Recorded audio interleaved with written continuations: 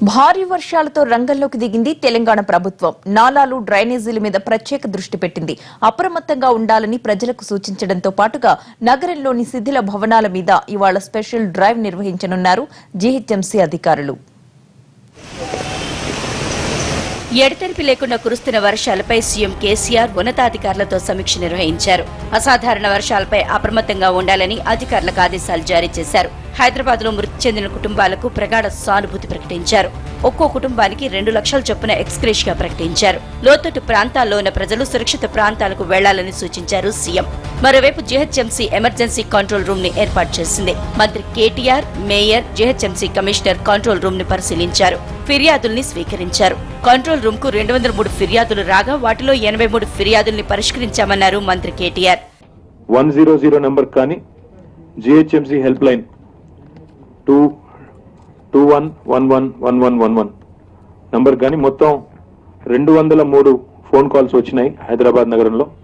అందులో 77 phone calls ఈ water logging గురించి, నీరు నిల్వ ఉండడం గురించి వచ్చినాయి. మ్యాన్ హోల్ సంబంధించిన సమస్యలు ఒక 68, చెట్లు పడిపోయినాయని ఒక 2 సమస్యలు, గోడలు కూలినాయని చెప్పి ఒక 2, ఇల్లు పాక్షికంగా ధ్వంసమైందని చెప్పి 2.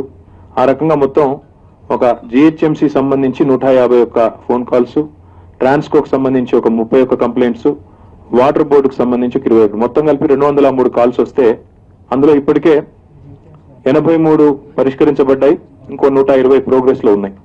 సో ఈ రకంగా ఉదయం నుంచి మనం గమనించినట్టయితే మరి హెచ్ఎండబ్ల్యూఎస్ కానీ, జీహెచ్ఎంసీ కానీ, పోలీస్ యంత్రాంగం కానీ, అదే రకంగా సిపిడిసిఎల్ కానీ అందరూ కూడా మరి గౌరవ ముఖ్యమంత్రి గారితో సహా, గౌరవ ప్రధాన కార్యదర్శి గారితో సహా ప్రభుత్వంలోని ప్రతి ఒక్కరు కూడా ఉదయం నుంచి ఈ మరి కార్యక్రమం మొత్తాన్ని కూడా సమీక్షిస్తా ఉన్నారు. ఎప్పటికప్పుడు తీసుకోవాల్సిన సహాయక చర్యలను కూడా పరీక్షిస్తా ఉన్నారు.